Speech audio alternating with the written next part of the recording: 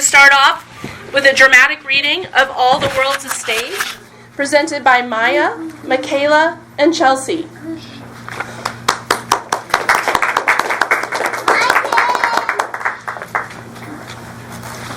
All the world's a stage, and all the men and women merely players. They have their exits and entrances. And one man in his time plays many parts. His act begins 7 ages. At first the infant mewling and peeping in the nurse's arms. And then the whining schoolboy with his schedule and shiny morning face, creeping like a snail, unwilling to school. And then the lover, sighing like furnace, with a woeful ballad made to his mistress' eyebrow. Then a soldier full of strange oaths and bearded like a pard. And then the justice, with eyes, sir, and beard of formal cut, full of wise saws and modern instincts, and still he plays his part. The 6th age shifts into a lean and slippered pantaloon, with spectacles on nose and pouch on side. His youthful hose well saved a world too wide for a shrunk shape. Last scene of all that ends the strange eventful history is second childness and mere obliviation. Sand teeth, sand eyes, sand taste, sand everything.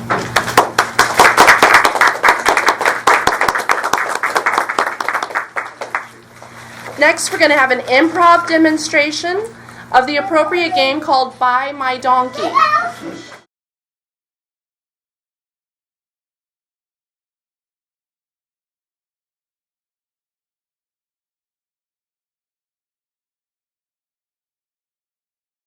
All right, Alessandra is going to be our donkey buyer. Aubrey's going to play our first donkey. And Owen's going to be our donkey seller. So tell us, Owen, why should she buy your donkey? You should buy my donkey because she can paint.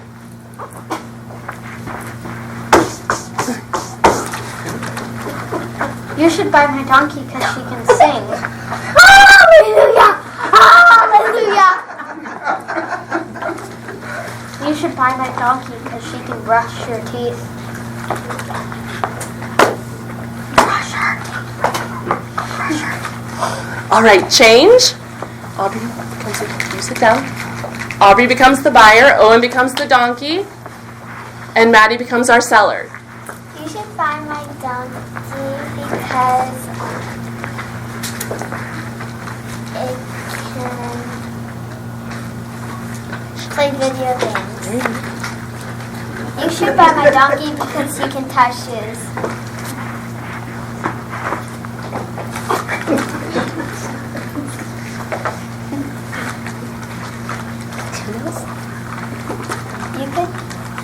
You should buy my donkey because he's a pirate.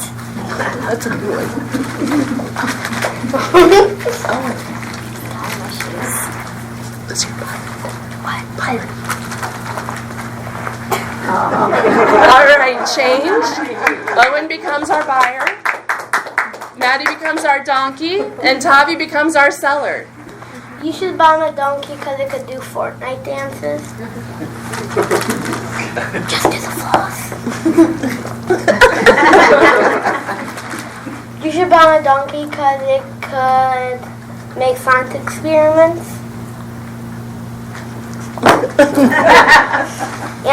and you should also buy my donkey because it could swim with you. All right, and scene. Good job, guys.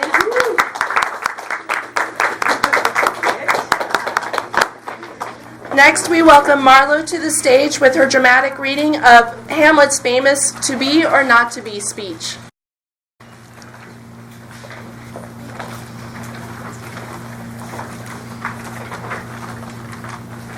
To be or not to be? That is the question. Whether 'tis nobler in the mind to suffer the slings and arrows of outrageous fortune, or to take arms against a sea of troubles and by opposing end to them. To die, to sleep, perchance to dream, aye, there's the rub. For in that sleep of death what dreams may come, when we have shuffled off this mortal coil, must give us pause. There's the respect that makes calamity of so long life.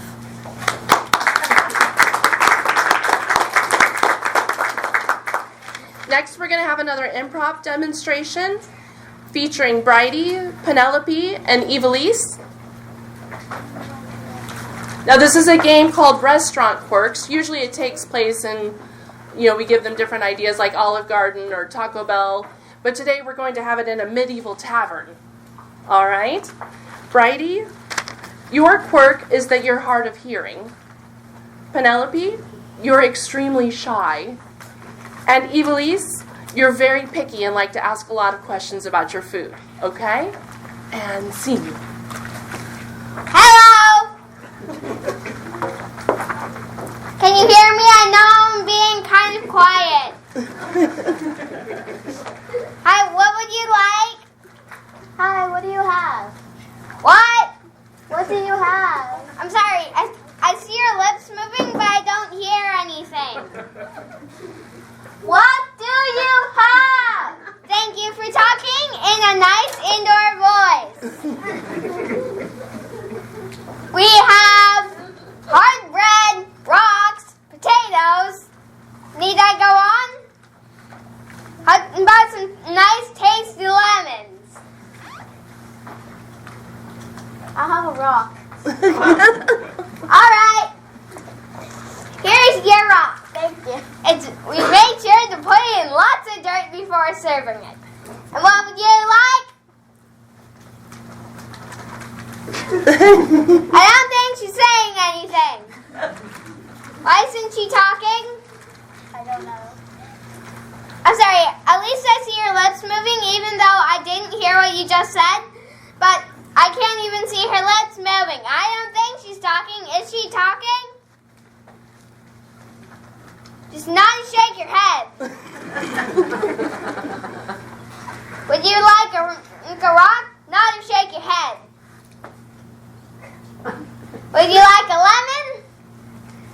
How about a potato? Hard crust of bread? Can I just serve you? What?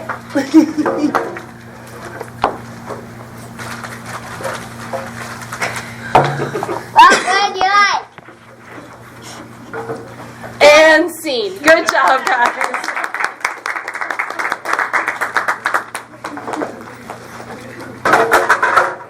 All right, next we're proud to present the world premiere of Midsummer Night's Dream in 3 pages.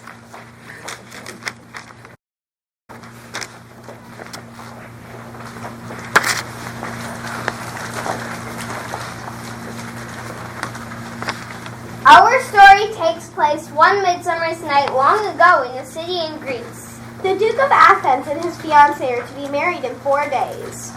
Meanwhile, a respected nobleman comes to the Duke and demands that his daughter Hermia marry Demetrius or dies a death. But Hermia loves the poet Lysander, and the handsome young man convinces her to run away with him to Arden Forest. The course of true love never did run smooth. Steal forth thy father's house tomorrow night. And that same place thou hast appointed me. Tomorrow will I truly weep with thee. Now Hermia's best friend Helena loves Demetrius, but he loves Hermia. So Helena tells him of Hermia and Lysander's elopement in the hopes that he will chase after them, and she can end up in the forest with Demetrius. Alone! I will tell him of fair Hermia's flight, and into the woods he will tomorrow night. Meanwhile, a ragtag group of actors are planning on performing a play for the Duke's wedding. Is our company here? Ready. Name what part I am for and proceed. Meanwhile, in Arden Forest, the king and queen of the fairies, Oberon and Titania, are in a lover's quarrel. How long within in this wood and can you stay? Not for thy fair kingdom fairies away. So Oberon charms Titania with the juice of a magic flower as she sleeps.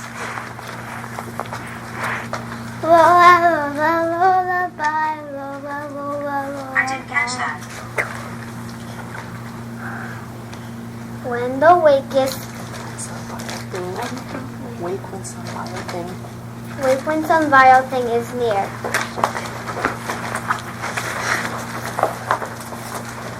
He then bids his head fairy Puck to use the flower on Demetrius so that he'll fall in love with Helena. But Puck uses the flower's magic on a sleeping Lysander by mistake. So awake when I am gone, for now I must to Oberon. Helena discovers Lysander's sleeping body and wakes him. He falls in love with her instantly. Not Hermia, but Helena I love. But fare you well, I must confess, I thought you were more of two gentlemen. Elsewhere, the band of rustic players meets in the forest to rehearse their playing feet. Puck sneaks a donkey head onto bottom as they rehearse. But hark a voice stay low, but here and by and by I will to thee appear. Oh, monster, so strange, help! The players are afraid of the sorcery and run away. This wakes Titania up, and laying eyes upon Bottom's donkey face, she falls instantly in love with him. What angel wakes me from my flowery bed?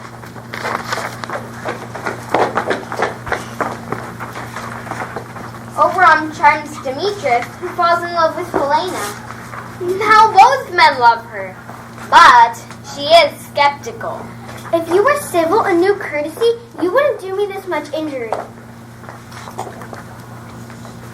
Of course, like the rest of us, poor Hermia is confused by all this. I'm amazed and know not what to say. Oberon chags Puck for this, and Puck sets everything aright. Lysander loves Hermia, Demetrius loves Helena. Jack shall have Jill and not shall go ill. Oberon takes the spell off Titania, and Puck removes the donkey. Now, my Titania, wake, my sweet queen. And Puck removes the donkey head from Bottom.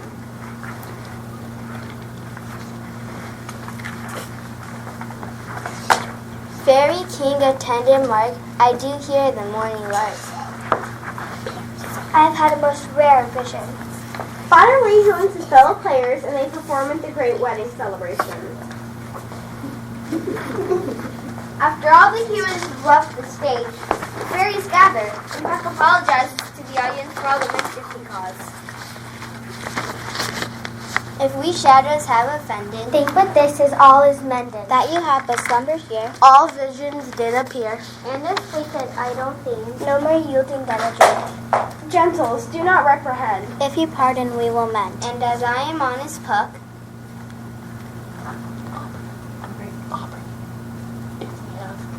If we have unearned luck, now to escape the serpent's tongue, We will make amends or long. else the Puck a liar call. So good night until you all.